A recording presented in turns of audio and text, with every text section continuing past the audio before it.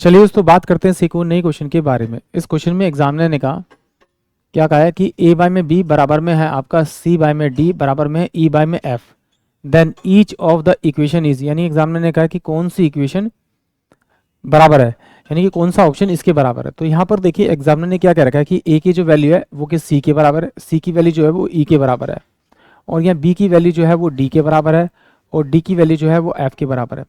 अगर मैं मान लूँ कि भाई मेरे पास में a b c की जो वैल्यू है वो 1 है, और b c और b d और f की वैल्यू भी 1 है, तो मैं अगर इसे ऑप्शन में रखूँगा तो मेरे पास में जो वैल्यू बननी चाहिए 1 बाय में 1 बननी चाहिए।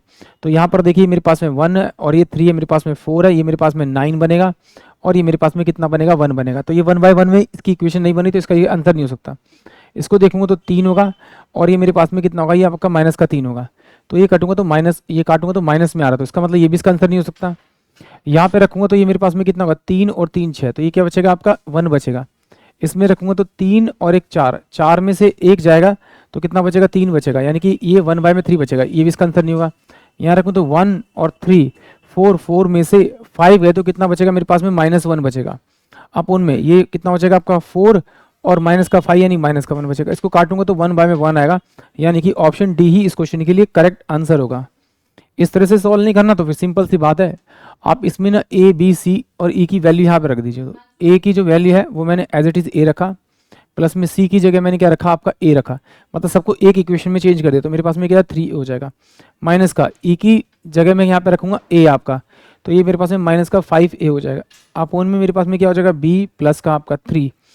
d की जो वैल्यू है मेरे पास में वो b के बराबर है, और b की वैल्यू f के बराबर है। तो मैं इसकी जगह रखता हूँ आपका, मैं यहाँ पे इसको रख देता हूँ आपका b, तो माइनस का 5f, f की जगह मैं इसको b रखता हूँ, तो ये मेरे पास होगा b। इन सबको सोल्व करूँगा तो 4, 4 में से माइनस के 5 गए तो क्या बचेगा माइनस का a। यहाँ सोल्व करूँगा तो ये b, तो 4 माइनस का यानी कि माइनस का आपका b, इसे काटूंगा तो ये a b y की वैल्यू आ रही है, यानी कि ये जो वैल्यू आ रही है ये इसके बराबर आ रही है। इसका मतलब ये सब, ये जो फोर्थ वाला ऑप्शन होगा वो इसके बराबर होगा, यानी कि ऑप्शन डी ही इस क्वेश्चन के लिए करेक्ट होगा। आई होप आप सभी को क्वेश्चन समझ में आया होगा।